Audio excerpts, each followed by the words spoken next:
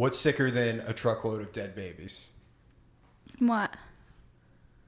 The live one on the bottom trying to eat her way out.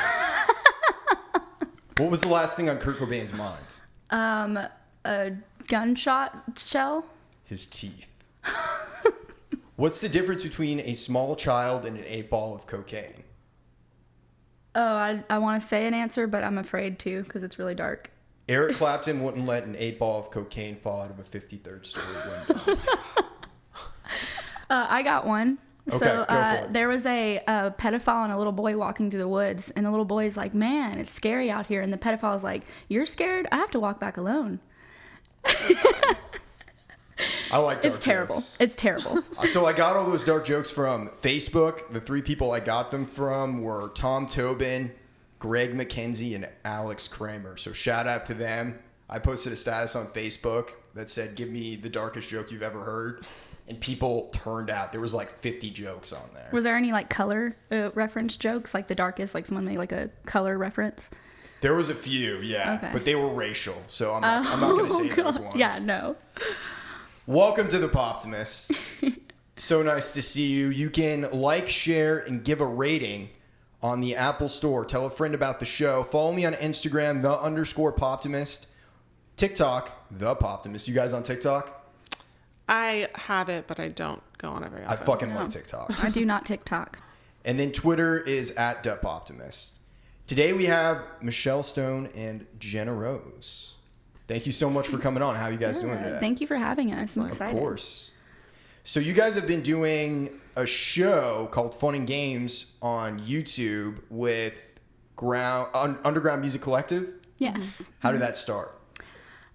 So originally when I met Jenna, she was writing for Underground Music Collective. And I came on and I met Gerard and started writing for him. And I just sat down with them because, you know, I've always wanted to do a podcast of some sort. My original goal was to do a podcast called Geeked because I am a big comic book fan and like film fan and stuff. And I wanted to do a podcast based on comics and stuff. So I've always wanted to do something like that. And coming on to the Underground Music Collective, I was like, this is like a perfect opportunity, but in another kind of aspect with music.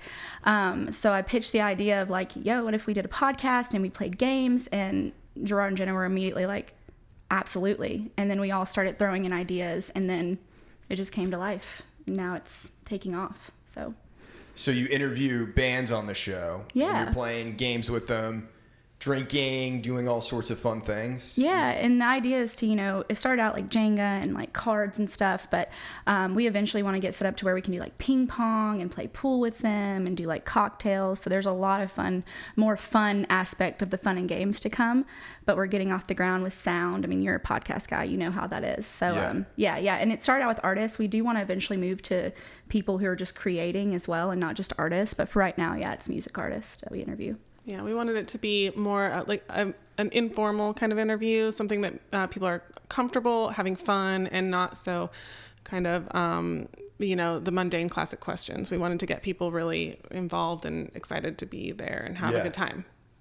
So you started writing for Underground Music Collective first. So I know Gerard, who's the founder, from working in the music industry. We had some artists that we were mutually working with, and so that's how he and I connected. And we kind of right away we just had this kind of kinship, and so I started getting involved with Underground Music Collective. Started doing sort of a little bit of consulting with him, and then also was writing reviews and content for him as well. So just kind of getting involved where I could and where he needed me, and so I had been doing that for.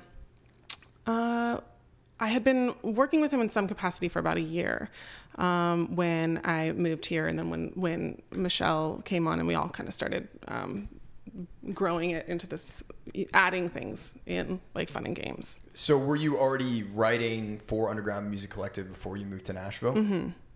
Okay. Mm-hmm. So were you kind of casting out a net before you moved here, or was this just something serendipitous? I actually was working with a couple artists that lived here when I was living in California. So I had some connections here, and that's how I met Gerard. And so that's how I got involved with all of that. Very cool. Yeah. It's a great city to be in. I know you were saying before we started that you've been here for a year now. Mm-hmm. Yeah. On the 15th it was a year. Yeah. In Northern California. Mm-hmm. And you kind of went through some life changes that led you to here. Yeah. So I had a whole kind of career path laid out for me. I was working in the event management industry, and I was married, and I had a house, and my ex and I decided that our marriage wasn't working out, and at the same time, I lost my job that I was in the event industry, and that happened all at once. So I took that opportunity to shift my focus and decided that, I'd always been really passionate about music and always wanted it to be my career, but I had kind of gotten sidetracked into events. And so that was an opportunity for me to realign with my dreams and go dive full into the music industry. And I knew that I had grown up where I was living, and, I knew that I needed to live somewhere else in order to really have a fresh start, because I felt like I was going to just I wasn't going to grow as much as I needed to grow. I wasn't going to change. I needed to get out of the headspace I was in and have a new experience in life. So I knew I needed to get out of that area, at least temporarily. And as soon as I realized that, Nashville it just kind of decided itself in my head. And I didn't really I knew a couple people here, like I was saying, but I didn't have a real reason to be here other than that. I had never considered it. I had visited, I think, once before that, but for a short period of time, and didn't really have a handle on the city. For whatever reason, I just knew that Nashville was where I was going to move. And, but I'm a planner. And so then I was like, okay, well, that's an irrational decision. So let me make a list of all these possible cities I could go to and reasons why they would be good or bad or whatever. So I did this pros and cons list, and Nashville was just like so completely obvious that it was the best place to be. So I was like, well, right, that's it. That's where I'm moving. So I started making that plan to move here. And but then the house took 5 months to sell instead of 5 weeks like the realtor had predicted. And by the time it did sell, the pandemic had just hit. And so I moved across the country. I had a whole plan of how I wanted to move, with like a caravan of friends and everything. And it all went out none of that happened. Nothing went according to plan. So I left and went across the country by myself, which was the farthest I've ever driven alone. And I was really scared to do that, but it ended up being really healing and a really wonderful, peaceful experience.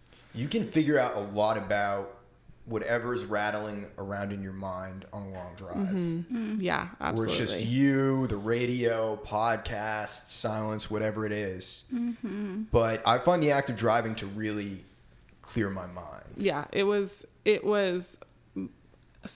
I was not expecting it to be so healing, and it really was. It was like everything I needed at that time, for sure. Well, was you physically driving away from the situation? Yeah. It was literally in your rearview mirror. Yeah, it was. And I was alone ahead of me. Like, it was just me by myself with all my things and no idea what was going to happen, because even the plans that I had tried to make, those all fell through. It was the middle of the pandemic, or the beginning of the pandemic. So It was the scariest time in the pandemic. And, it was a crazy, weird experience. So you moved here, and is the way that you guys met through Underground Music Collective? No. How did you meet? I don't know how much you want to say about through this. a mutual friend. Yeah. Mm-hmm. We met through a mutual friend, and that's all I'm really comfortable saying, I guess. Okay. I understand. I won't ask any further questions about that. So you have Music City Movement. Mm-hmm. How did that start? Was it this based out of your friendship? So I'm born and raised in Nashville. I'm a Nashville native. I've been here. A unicorn. That's what they say. I've been here my whole life. I've, of course, moved out and lived and stuff, but Music City Movement started because when me and Jenna met, I I've always loved music because I've been born and raised here and I've been around it. But when we met, we just somehow went into the music scene together. Like, it just kind of happened. And we found that we didn't like the way that people were running things. So we were like, why don't we just start our own thing? And that's kind of how it happened. We'd been having a lot of conversations about it because we were both involved with a bunch of stuff. And so as everything was happening, we would be having these conversations in the background, and we just kind of realized that we had exactly the same ideas. And when one person would think of something, the other person would bounce off of it. And we came up with all these great ways to do things. So when we saw kind of the ways that things weren't functioning to their full potential, we were having discussions about, like, well, if we just do this on our own, like, we could do a really good job of it. Cut out the middleman. Yeah. Kind of start our own. And we sped up in the scene pretty quickly with meeting everybody. So it got to a point where everybody was kind of encouraging us to do that and pushing us to do it. So we were like, it was a no-brainer at that point. Yeah. So what exactly do you do with Music City movement? Like, what are your goals or your intentions for artists? Because it sounds like what you're really trying to do is help artists. Yeah. So I would say that our mission is to build a supportive community around original independent artists that are local here in Nashville, mostly local here in Nashville, but we do also take in people from other areas. But really the intention is because Nashville is, it's not really a city where you grow your fan base. It's a hub for all the people who create the music. A place of resources. Yeah, exactly. And so the goal isn't necessarily to grow in the sense of exposing you to a lot of you as an artist, exposing you to a lot of new fans. It's more exposing you to relationships that you can develop and having, really building tight bonds between people so that the people who you meet and support and interact with can support you in other ways. And locally here, can show up to your shows, but also now you have these friends that are also in the industry and have other things to offer you other than just being there for support. And so we really are trying to grow a community around the scene, around the original music scene. And also to get, because being creators ourselves, I'm a musician too. I'm not a musician to the level of degree that a lot of people are. I'm very baby step, but we want to see our friends get out of the 9-to-5 working their day jobs and then playing music. We want to live in a world where our friends can just live off music and they don't have to work jobs that kill their, their soul, and then go, because we have so many friends. It's the same story. I have to work, a 10-hour day, and then I have to go play a show where I'm not getting paid. Yeah. And in this city especially, I've seen it being born and raised here. People take advantage of music. On Broadway, you see people, they just think that it's like something they deserve, and they don't see how much effort goes into it. And we absolutely see that. And so we definitely want to build a community where we can start making Nashville a creator hub of where people are making a living off that. Yeah, we want to help reset the standard where artists are paid. Because respected. Because right now in the industry, people in general don't really have the mindset to pay for art. Mm-hmm. And so we're trying to contribute to helping reset that standard where these are musicians, this is their job, and they are making a living, and so you pay for their service. And our slogan, for the love of it, it really comes from the fact that we heard someone say, well, we don't do this for the money, we do it for the love of it. And in our mind, we're like, well, isn't that love? That's supporting people and giving them compensation for their time. So by you saying you're doing the love of it, you're doing it selfishly. You're not. That is love, is helping your friends and colleagues build up. And in this world, money is one of those. So to be able to be sustainable doing what they love, that takes money. If you're going to be able to do something that you're passionate about for a living, you have to be paid for it. Otherwise, you're not going to be able to sustain it. And so that's love, is making sure that those people can sustain what they're doing. Yeah, absolutely. Well, it's hard here too because there's so many either people in the industry, they don't give a fuck about you, or they're trying to prey upon you. Mm-hmm. Take advantage of you. Yeah.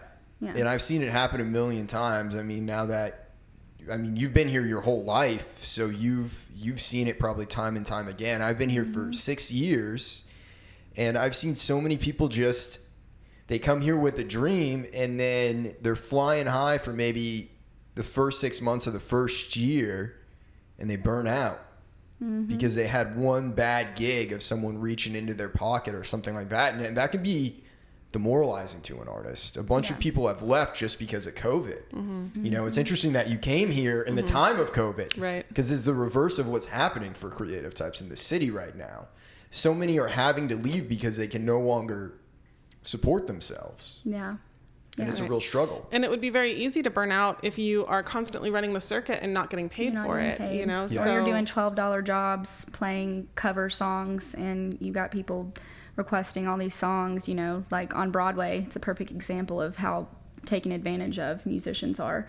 You know, you have people busking, I think busking is the term, on the side of the street trying to make a living, and that just like breaks my heart because people are just like, oh, whatever, you know, they're just playing music, and you're like, there's so much that goes into playing music that is so hard to do, and without music, what would this world be? You know, nobody would want to live in this world, I don't think. Well, every culture across the world has two things: music and their own version of cuisine.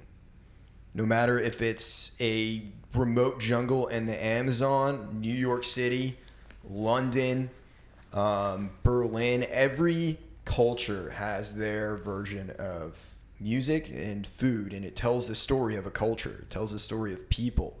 Because music is truly the sound of the divine. It is. It's that thing we can't explain. It's ethereal. It's just out there. And when you hear it, you understand. It's natural. Like, yeah. Birds, you know, it's natural. It's supernatural. Yeah, supernatural. Like, yeah, exactly. The right artist, the right song at the right time can change The whole world. can change the world. Yeah. It can change individual lives. I just think of the music that I really listened to growing up that had such a great impact on me, like the Killers. I love the Killers growing up. They're one of my favorite bands of all time. One of the reasons I first started playing music. And the album Sam's Town by them, which is like a critically acclaimed album, but at the time it was thrashed. People hated that album because it was so different from their first record. But so much of it was such a personal experience because I grew up in a very small town, and it was all about like the small town mindset, you know what I mean? So coming to Nashville, it was like I was getting to live my dream, and it's still something that stays with me today. Yeah. And it's like that for everybody. Everybody here in this room, everybody in Nashville has a story of a song that changed their life or saved their life. Absolutely.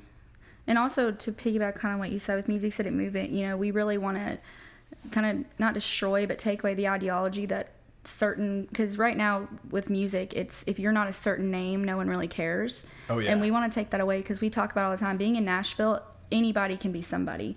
So it's good to be humble and to treat everybody the same, you know. And we want to create a music environment where you don't have to be this big name to matter. Everyone's equal. Everyone's a creator. There's not any, you know, well, unless you're this band, well, they're so big. There's no larger than life artists. We're all just people living on a planet, and we should be treating each other. Because I know we both ran into, you know, especially in the scene, more so people that are controlling the musicians, they have a very big ego. And they act like they're fucking assholes. They act holier than thou, and you're just like, you're going to be brought down to earth very quickly, and it's going to happen. Everything is changing. I think the greatest thing that ever fucking happened was MP3s being able to go online. Yeah. Because it changed the game for artists. It took a trickle down of several years, but now people are starting to come around to the fact that you should not be signed to a major label because a major label will fuck you. Yeah, and that your heroes are all weirdos. Yeah. You know, you have these ideas, these people, and you meet them, and you're like, oh, crap, well, that's just a person, and they're actually kind of a piece of crap. Yeah. So I feel like that's coming more known, so people are starting to realize, like, oh, wow, this big industry that's been created is, like, nothing. Yeah. It's false. Well, I think it got destroyed in 2020 as well, just the whole idea of Hollywood and the entertainment industry. And it got shown for what it truly was, because... There was all those celebrities like that. Gal Gadot, she posted that video of her and all the other celebrities singing Imagine. And like people's grandparents are dying. People are out of work. And it's like, fuck you. You're singing this house. Like, you're singing this in a mansion out in the Hollywood Hills. One of your 5 mansions that you have. Yeah. While there are people, that's something I struggle with on a humanity level, to live in a world where there are people, the 1% living beautifully and graciously, and you have the 99% living check to check. Like, to me, that's not humane. Why would you want to live in a world like that? It's the human story. It's happened all throughout human history. Yeah. Every single empire has had their 1%. And they've all fallen. And they've all fallen. It's happened time and time again. The thing that's different this time, at least I'm hoping, fingers crossed, is that we have the internet. Right. And we have the power of communication. And that's a huge, so going off of everything that was just said, right now using the term loosely now, but is the first time that independent musicians have been in a position to be able to create a sustainable career for themselves. Yes. And that is because of the internet. It's because of the MP3s and the whole record industry crashing back in, 2000-ish. And now there is this opportunity. There is still a big mindset out there that it's still operating in the old ways, and people that aren't kind of up to date still have this dream of getting discovered and getting signed and all this stuff. But in reality, if you are doing your research and you do know what's going on, and you know how to, and you're figuring out how to work the system in your favor, you can absolutely have a successful independent career that you run by yourself or with a small team of people that you have. And that's the first time it's ever happened like that. For sure. No, 100%. And it's like you might not sell 200 million records, but you don't need to, or even 20 million, because you're not trying to pay a whole entire team of record executives. Exactly. You can sell 200,000 and do it independently, and you end up making more money than if you sold. And you have all the control million. over your own career, your own decisions, your own music. You're putting good energy into the environment too. Like, because imagine the songs right now that are selling, which I can, one that just went viral, WAP. The big songs that are selling out, it's like the energy and stuff that it's putting into the world is not good, whereas we have these small artists that are making these beautiful songs. And so even if you only sell a third of that, the energy you're putting out is more valuable than anything that you could do. Well, there's so many great artists too that are based out of Nashville. I think of like Cage the Elephant, the Black Keys, Jack White. We kind of are the epicenter for rock artists now. Yeah, absolutely. Yeah. It's here. This is where it's at. Yeah. Yeah, there's a lot of undercover music scenes too. Like, there's a huge EDM scene. You just got to know where to look, really. Yeah. 100%. Yeah. There's several different scenes in Nashville. I worked at these apartments, and I worked with this guy. His name was Richard, and he was like an old school Nashville drummer. He played with like Willie back in the day and a bunch of people like that. And he always told me, he's like, Nashville is like a beehive, and there are all these honeycombs within it, because there's the East Nashville scene, like the rock scene, and then that even splits off into different groups. There's the blues scene. There's a huge blues circuit here. That's how I kind of started in Nashville was playing at these blues jams. It's how I met Josh and Dustin from The Reveal. Oh, nice. And how I became great friends with them. There's a little jazz scene here. Of course, there's a singer-songwriter scene. There's a huge EDM scene. Sacred Hive, Jared Autry, shout out. He started Sacred Hive. He's based out of here. And Sacred Hive is a festival that's thrown, I don't know how far it is, like an hour away from Nashville. But they just started it 2 years ago. But it's an EDM festival that was started by native Nashvillians, ran by native Nashvillians. And a lot of people don't even know about it. But it happens every year. That's the benefit to living here, is just getting to know people. Yeah. Absolutely. The real people. Right. It took me some time to find it, because I hit it off pretty good with Josh and Dustin as soon as I met them, because they came from like a small town, so we had a similar experience, because we came from kind of like factory towns. So that was relatable right away. And as time went on, I just slowly started building friendships with people. Like, some great friends of mine are the Weird Sisters. Do you guys know them? Oh, yeah. Love them. I fucking love the Weird Sisters. They're so good. They're some of my best friends. But just meeting them. Like, I met them at Exit In. We saw a Bad Not Good show. They're a great band, by the way, if you haven't heard them. And they played on my recording that I did at Blackbird. And it's just all these random things can happen just by being here. Like, I got to record at Blackbird for free, but it was because of a guy I met out at the Blues Jams, who was a great guitar player, and I was playing with him. We became friends and really hit it off. Ronnie Bates, and but yeah, it's just so funny how things can work. In Millhouse, I met him. He became the producer of the show. We were roommates, so I never met him before, and he just moved in, and we struck up a great lifelong friendship. Yeah. So it's so random how things can transpire just by being here. And that's something really magical about Nashville, especially so coming from California. You would think there would be all this opportunity in California. You know, it's California. You think just anything could happen, but really in Nashville, 100-fold opportunities than I ever had in California, trying to be, you know, in the music industry, in the modeling world, all of it, like anything in entertainment wise. Here, there are people everywhere that all want to participate. Yeah. And they all want to help each other. And that kind of brings it kind of full circle back to Music City Movement, which is what we're trying to do is cultivate this space for people to meet each other so that they can, you know, it's just, there's so much of that here. Everywhere you turn, there's an opportunity. And almost all of those opportunities are through networking, through the people that you meet and through who you know. And there's always, anytime I have a conversation about something that I want to do, someone in the room says, "Oh, I know a guy. You should talk to him." And then they give me the number and we connect and whatever. But it's like you can think of anything and somebody knows somebody, or that person is in the room right then, and you have a really productive conversation, or you make plans to make something happen. But it's like things are happening here because the people that are here to get shit done. Yeah, they're creating to create, whereas in the environment you spoke of, they're creating for clout. Mm-hmm. Just to create, to get popular, get fame, get names. You know, I've heard so many experiences of people going over to California specifically, which it can be it doesn't have to be just California, but it's an environment where it's almost like pariahs, because it's like everyone wants to create, not because they're like, "Oh, I want to work with you and I want to make art." They're like, "I wonder where this can get me." Yeah, exactly. I wonder how far this can get me. And it's like here, people work for free. You know, there's so many photographers, like our photographer, Josh Trotter, shout out, who did our Music City Movement stuff. Like, he's done so many shoots with us, and he is like, "I don't need to be paid." Like, he just wants to do it because he just wants to be there. Because he's a fan. He's a fan. Yeah. He believes in what you're doing. Exactly. Yeah, and I mean, ultimately, the goal is for anything that you are contributing for free, that eventually that comes back around and that you will be paid for it, and that is our intention, absolutely. For sure.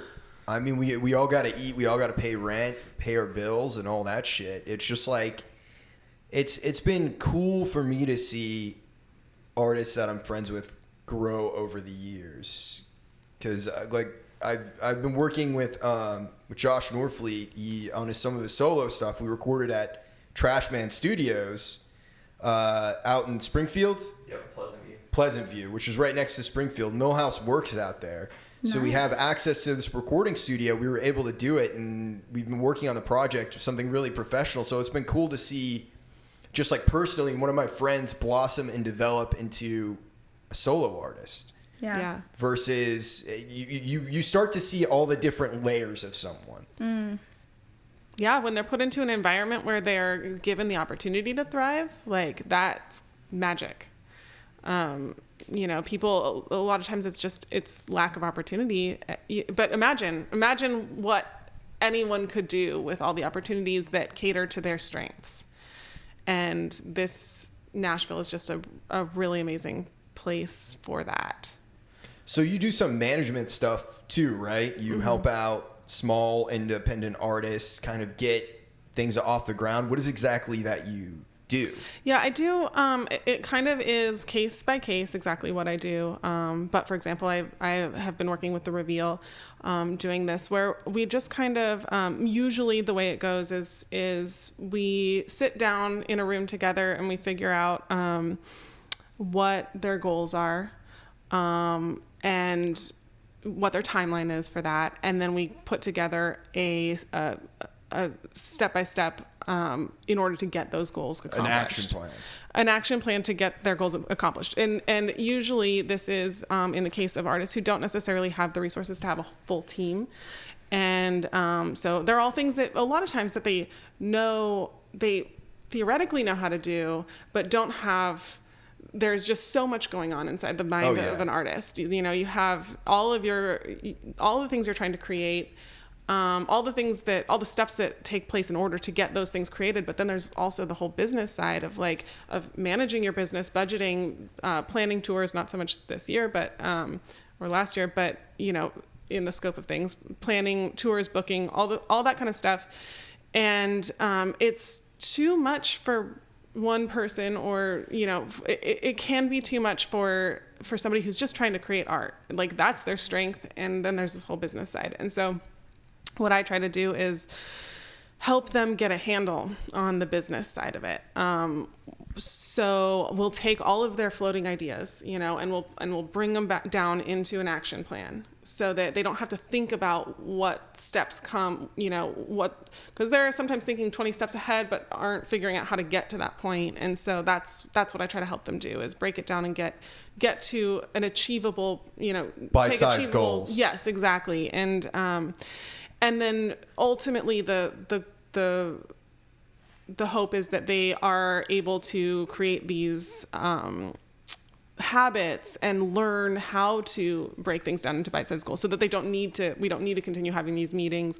They're able to then learn kind of how to manage themselves until they get to a point where they are successful enough to hire a team, you know, or get to that other point. But I try to help them figure it out while they're on a smaller scale and trying to manage it themselves. Well, being a small independent artist, there's all these things you have to consider.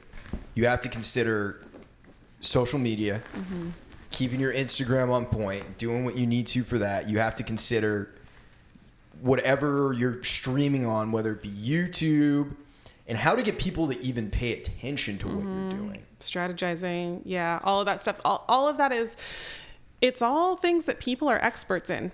People somewhere out there are experts. People, you know, spend a lot of time figuring out how to tackle all these things. And that's not, as an artist, it takes so much time away from your creative process in order to try to figure out how to get a handle on all these things. And so that's part of where I come in. If I don't know what those strategies are, I'm the person that goes and researches it. And then we figure out you know, I'm not necessarily an expert on all of these things, but I can have my head wrapped around it enough to help these artists get to the point that they can understand what they're trying to do with it. And then from there, either I research it more, or then they take on the research because now they know what they're researching. But yeah, I mean, there's all of these aspects and all of these facets to running your business as an independent artist that, I mean, it's like an endless amount of information. Well, the work can never truly be done. There's always something else to do. Right. And so, yeah, that's what I try to help with is I don't have to have my head in the creativity part of it. So I have the brain capacity to go out and figure out the answers to these questions and figure out what the steps are to get them done and what order they need to be done in, and how to kind of A, B, C, D. How to organize the thoughts and the goals into, you know, something that is digestible. Yeah. I mean, I look at someone like the Weird Sisters, and their branding is so on point. Like, they've so accurately portrayed what it's like to actually be around them on their social media. Millhouse can attest to this too. Oh, yeah. Because everything that they post, it's like being their friend. Mm-hmm. You know what I mean? And I love that when I see an artist who really has figured out the business aspect for themselves, and they're independent and they're truly being authentic in who they are. Yeah, absolutely. I think authenticity is so important as an artist because that's what people are bonding with. I mean, I say this to in these kinds of discussions all the time, that, like, you know, you can love a piece of music just for the music, and that's great. But if you're looking for those 1,000 true fans, if you know that theory, you need people to bond with you as a person. So authenticity is extremely important in order to get that sustainable that fan base that is going to allow you to be have a sustainable career. Which is something the major music industry right now is lacking. Authenticity. Oh yeah. Yeah, for sure. 100%. Yeah. interesting to look at because now all of the major labels are really just going for whatever they think can sell. And they're just trying to make a quick buck. But there's very few artists that are on major labels that are having a strong long-term output or output career. Like one band I really love is the Growlers. Have you ever heard of them before? No. They're a California band, but they describe their music as beach goth. But they're entirely independent and they just do their own thing. They release their own albums. In 2016, they ended up working with Julian Casablancas from The Strokes. But I love seeing that too. Just someone who is entirely on their own, running their own record label, releasing their own stuff. It's the way of the future, but on the other hand, you also can get very burned out. Absolutely. It's so much. I know for myself, I have to take a step back and I have to entertain myself with something else. Because my impulses are to always go, go, go, go. Don't stop. Don't stop. Keep the train on the tracks. But sometimes I need to watch a movie, you know? Yeah. And it recharges me and gives me ideas to write a new song, to do this, to do that.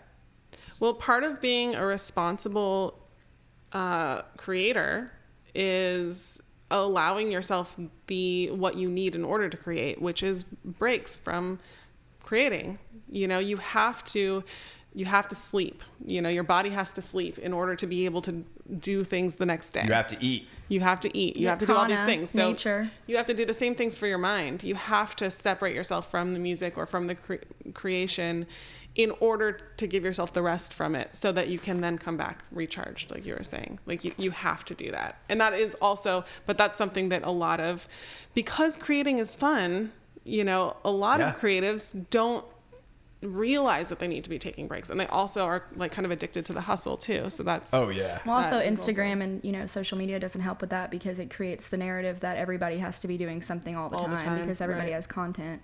You know, I think the biggest form of relief is going out into nature personally and just recharging, and it's so important to recharge because if you don't, that's going to reflect in your art like heavily. Is that what you do in order to prepare for like screenwriting? What is your process for that? Yeah, I'm a big nature person. I get a lot of my experience, my inspiration from going out in nature, and also from sleeping, from dreams and stuff. So but pranic energy, you know, our life force, the breath we breathe, which is prana out there. About 3 hours in nature, and it definitely makes me want to go home and write.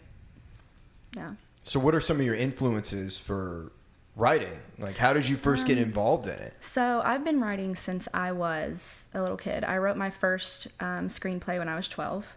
It was called Jaguar Trinity. It was about this assassin who worked at a firm that pretended that they were peacemakers, but in reality they were assassinating people to keep peace. I wrote the whole thing. Sounds like the CIA. Yeah, I was very in touch and tune. I didn't know it. And I actually got erased off my computer by accident, and I lost all of it. But my influence, I've always been a big comic book, X-Men, anything supernatural, Charmed. That's been my biggest influence. I've always kind of geared towards that. But I actually recently started writing comedy because comedy is kind of, being a female writer and a screenwriter, it's very hard for people to take you serious. It's getting better, but you know, when you tell someone, I'm a screenwriter, like, what? So a lot of people, and this is very common in the industry, they've used comedy. Like the guy that Jordan Peele that made Get Out, he started in comedy and let people be like, wow, this guy's good, and then he hit him with the stuff that he wanted to do. It felt like it came out of left field. Yeah, and that's kind of where I'm going because I have a really good movie that I'm sitting on that's very sci-fi, but I was like, people aren't going to take me serious unless I give them something that's funny. So I actually am working on a show, which I haven't said the name to people. I'm going to go ahead and say it on here. It's the first time I ever told anyone. She knows. It's called Bachelor and the Peacock, and it's a BoJack Horseman spinoff. I've written all 12 episodes for the first season. I just pitched the pilot to a bunch of different screenplay competitions, Netflix, Hulu. And it's a very, very funny animated show that I want to make. And I hope after that takes off and people see how great that is, I can then start to work on the stuff that I really want to do, which is sci-fi, fantasy, and things like that. So you kind of grew up a comic book geek. Yeah, I'm a huge comic book geek. I have my, I'm working on my first comic. I'm hiring an animator. I actually just found a girl over in India who's going to work. I want to submit my comic to Dark Horse. And yeah, hopefully I have 5 different comic book characters that I want to create. So yeah, I'm a huge comic fan. I have a bunch of comics at home and stuff. What was like the first comic that you read where you were just into it? You're like, this is for me. Deadpool. Definitely. Deadpool, nice. It was Deadpool. I forgot the edition, but it was when he was with Daredevil. And Deadpool breaking the fourth wall. I mean, that's kind of why I'm the sarcastic asshole I am today, because I grew up reading Deadpool. And if you know Deadpool and you read him, you understand. But yeah, it was the first one. When he broke the fourth wall, I was like, this is so exciting. Like, to me, I was just like, this is amazing. And I just got hooked from there. What did you think of the Deadpool movie? Did you love it?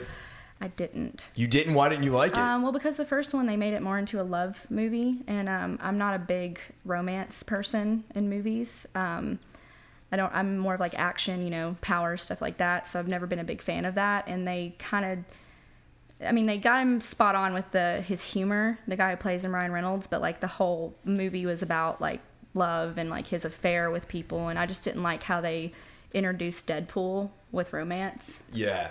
Because he's much more of like a smart ass kind of like and he's semi-sociopathic kind of character. Exactly. And they made him seem like he was like kind of like that, but he also was like in love with this woman, which there is a whole story about death in the comics if you read with Deadpool. But I believe like in order to introduce a comic character, you don't have to have that storyline. But I feel like movies nowadays, that's what they feel like they need to do to attract attention of girls, and they don't realize that girls are also comic nerds. So they feel like, well, if we put a love scene in it, girls will love it, and they don't realize like girls are already reading comics. Yeah, it's a trope. Yeah. Well, now with things like Netflix and Hulu, there's so much great like TV shows and great writing that's out there. Like you look back at something like Breaking Bad or something like that, and that was something that was on TV, but really got a second life once it hit Netflix, and it kind of concurrently was running at the same time it was on Netflix, and it brought in all of these new fans. And it's not your typical story because there's no romance really in that story. Like Walter White he loves his family, yeah, but he has this whole thing where he's an anti-hero. He's not like a good guy. And you look at something like Tony Soprano from The Sopranos or any of that, that was really the beginning of that. People don't want straightforward good guy, bad guy stories anymore. No. They want the humanity aspect. Yeah, and you don't have to give everyone a love interest. Like my movie, my movie script that I have, it's a part 1, part 2. It's called Desirulu, which is something people will learn more about. The lead is a female, and I went back and forth on. I was like, should I give her a love interest? And I was like, you know what? She doesn't have to have a love interest. The whole part 1 and 2, she's not going to be with anyone. She's going to just rise. It's going to be about her rise in power and how she becomes the leader of Desirulu.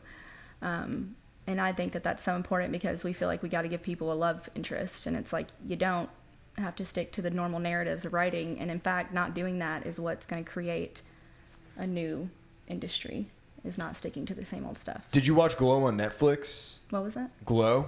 No, I haven't seen that. So it's Gorgeous Ladies of Wrestling. Have you seen it? Mm-mm. Okay, so that's an acronym. That's cool. I think there's 3 seasons of it. I watched all 3 seasons of it, and I loved it. And it wasn't like the typical thing that I would watch, but it's all about these women who are wrestlers in the 80s, and they're all kind of down and out in life and on their careers. There's a love story there, but it portrays women as, dare I say, humans, versus just as a plot device. Because I feel like that's what ends up frequently happening with female characters in movies is their plot devices. Yeah, Harley Quinn is one of them. Yeah. I've never been a big fan of Harley Quinn, and people might hate me for saying that, but I stick to my opinion, not going to lie, because she was made solely as a prop for the Joker. Yeah. And then that female character has risen up, and everybody's like, that's what they're admiring. And I'm like, it's creating the narrative that a woman can't be her own hero unless she's a prop to a man, which I think is absolute bullshit. So... Absolutely. No, it's interesting to watch on Glow just because it's that kind of that, not necessarily anti-hero, but it portrays like the full spectrum of humanity where it's like you're going through relationships, someone cheated, and Mark Maron actually has a great fucking role in that show. I'm a big Mark Maron fan. But he plays like this old crusty director who never really made it big. He was more of like a cult guy, and his career never took off. But diatribe aside, you should check out that show because I think you would really enjoy it a lot. They were supposed to make a fourth season, but it never ended up happening.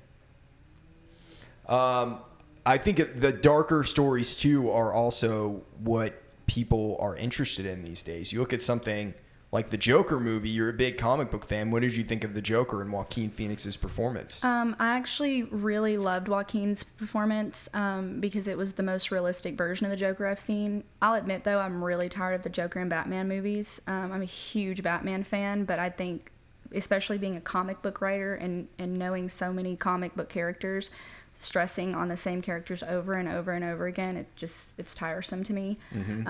But yeah, Joaquin Phoenix's portrayal was really good. I didn't like Jared Leto's portrayal and the way they put it, but his was very realistic to me. It put him on a side of a person instead of an icon.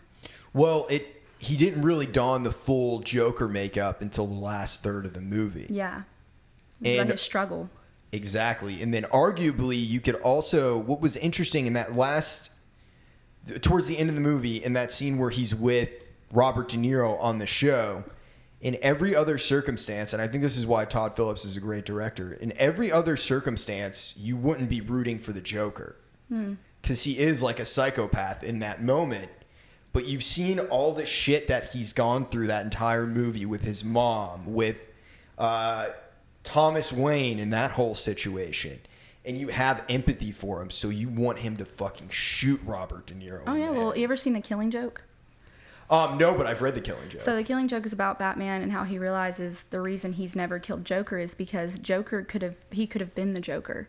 And he says a comment in the story that I always quote: "A villain is just a victim whose story has not been told." And I think that's so true. In Joaquin Phoenix's performance, you learn how it's the same narrative, the whole Jesus Bible thing in Star Wars. I mean, when you see Anakin's rise to Darth Vader, you understand, like, wow, this person's so dark. But then you see their history and you're like, oh. And then you see his redemption. Yeah, you're like, Return okay. of the Jedi. Yeah, and you're like, okay, well, that makes sense why they're so dark and twisted. Are you a fan of the Marvel movies at all? How do you feel about those? Yeah. I think they've gotten quite theatric. I feel like they make them for people who aren't really real fans. They make them for people that just want to go see movies. They're blockbusters. Exactly. Yeah. Yeah, the Marvel thing to me, it's a little bit overplayed now. I do like the Spider-Man movies, like the Marvel with Tom Holland. I really like that a lot. I thought Robert Downey Jr. was great. But I'm really not a big fan of Joss Whedon. In fact, I hate Joss Whedon. Who is that? What does he play? So he directed The Avengers, and he also did Buffy the Vampire Slayer. Ooh, I love Buffy. And also, he did the reshoots of Justice League, but a bunch of shit came out about him. His wife wrote this whole long letter calling him out for being a fake feminist. And basically, he's like a misogynist piece of shit. And I feel like that's not really a narrative that people talk about. The guy who played Cyborg in Justice League really went pretty hard after Joss Whedon and said a bunch of shit about him. Said he was really rude to the women on set and kind of treated them like garbage. He treated everyone like garbage. But yeah, you should look that up if you don't know anything about it, because he's I definitely don't. Bad dude. That's being a screenwriter. That being a female screenwriter, that you get that in the industry. I can only imagine. Like my whole thing with like women in the industry and everything like that, it was hard for me when I was younger to have that perspective, because I feel like women, they get offered more stuff up front, but it's also with the implied thing of this dude wants to fuck you. That's always what it is, you know? Absolutely. You also get quote unquote offered things. That doesn't mean that those things will ever come to fruition, especially if you hold your boundaries. Yeah. So it can come across as though women are getting all these opportunities, but yes, that's not necessarily reality. Yeah. No, the way it appears to me, I guess, is what I'm trying to say. It's almost like they're getting lured in. You know what I mean? It's like dangling of the carrot. Yeah, and I guarantee I could do an experiment where I could use a man's name and submit my writing to someone and get accepted, but submitting my writing as me. Being a female, it definitely has an impact. I had a guy years ago, don't remember him, but it was at a show, and we were all talking about what we do. you know, and I was like, well, this was when I was really deciding I'm definitely going to be a screenwriter. I'm going to start making movies. This is what I want to do. Because I want to change the film industry and turn it around and make it better. Right now it's very dark and disgusting, and I want to change it. And I feel like that's my purpose. But I remember I was talking to them, and I was sitting in a circle, and I was like, yeah, you know, I want to be a screenwriter. I'm a writer. And he was like, why do you want to be a screenwriter? You could just like model. And like that hit me. And I was just like, and that's the kind of stuff that women get trying to be taken seriously. Because if you're pretty or you're attractive, it's automatically guys are like, well, you know, what can you do for me? Like, you know, well, why would you want to do that? Like, and it's me and her doing Music City Movement. We are not giving men any room for that. Either you respect us or get out of our way. And that's just how it's going to be. Yeah, you got to be badass. You know what I mean? Yeah. You got to be a badass chick. Fear us. Yeah. Interesting. Yeah, no, I think things are really changing with probably, hopefully for women, with the whole independent thing too. Because all of a sudden you don't have these... You're not relying on all of the exactly record executives. Because you look at someone like Casey Musgraves. I like her a lot. I think she's a great artist. She's someone who had a lot of struggles up front and really couldn't find her footing because she was a beautiful woman. You know what I mean? So they try and peg you. They try and make you a certain thing. Mm-hmm. And every artist deals with that to a certain degree. But for women, I feel like it comes from being judged off their appearance and what they have to offer. And years of oppression of females being the cookers and the cleaners, told to shut up. Men are talking. Be quiet. Men are talking. Mm-hmm. You know, I always never stood for that. From a small age, I was like, I'm sorry, what? That was just always something I never stood for. And I feel like more and more women today are starting to be like, again, the internet, like that. You know, there's power in realizing that we're all seeing women be powerful and successful, you know, even in their communities or in their whatever their niches that they're accomplishing. We all get to watch that happen and realize that we can do that for ourselves as well. Yeah, it's the tide is really turning, I think, in a lot of ways right now. Across the world, because of the internet, also in America, everything is changing.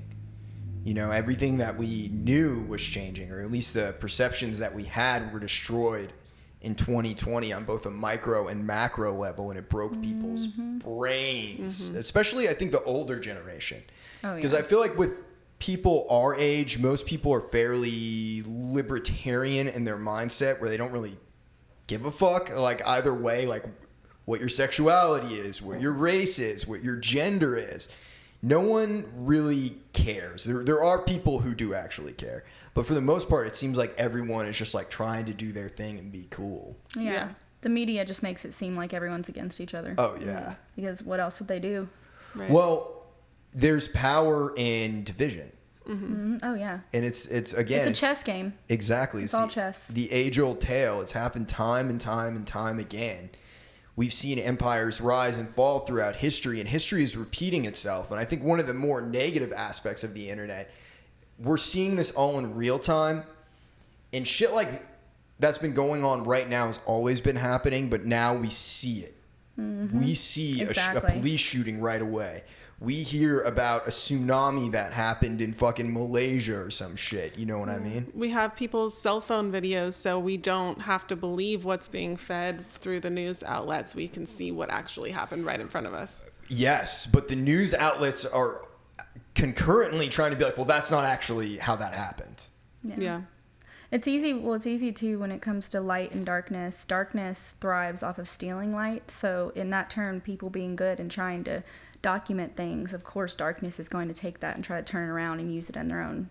That's where critical thinking and thinking for yourself comes in play, and not listening to anything. I'm a big person of firsthand experience. You know, like that's why when I look at stuff on the news, I see chess being played, so I don't feed into that. And I'm like, unless I can experience that and get a firsthand look at it myself, I'm not going to listen to whatever these people are saying.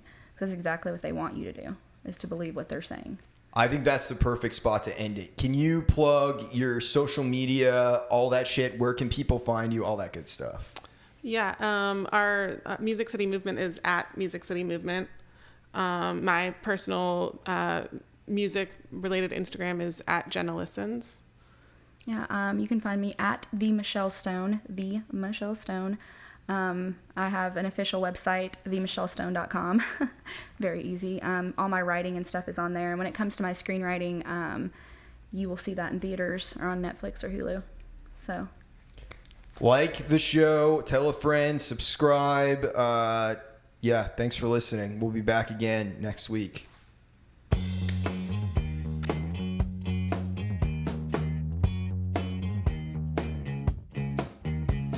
This podcast is produced to you by Taylor Miller.